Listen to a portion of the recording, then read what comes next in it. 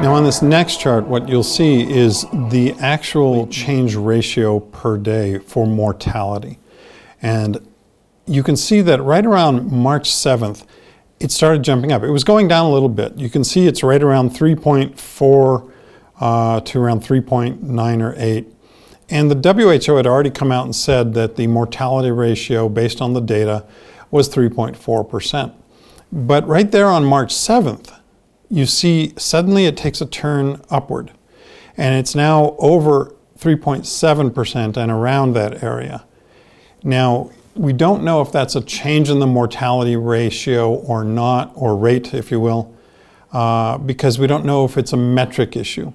And hopefully the WHO will be commenting on that in the future and explaining that, unless of course it is in fact that the mortality rate is increasing, which would be most unfortunate because that means it's much more virulent than we originally expected, or something else is going on and we need the scientists to explain those things as they learn it, because this is a very complex and developing situation.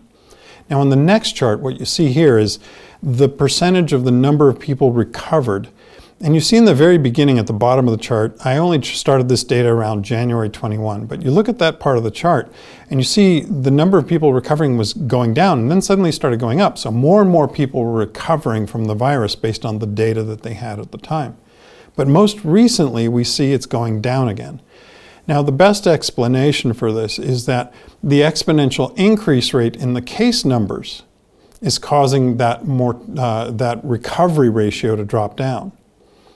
So what you really need to pay attention to is that exponential increase rate. Generally speaking, this is going to get much worse before it gets better.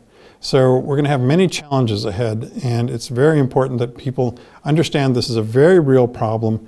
They need to practice social distancing. They need to try and stay at home. They need to try and basically conserve their own resources, but don't hoard, because you live in a community and communities have to work together to survive together.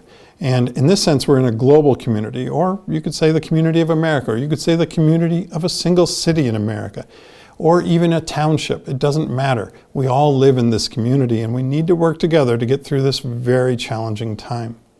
I'm John Reisman, and this is Centrist News and Perspectives.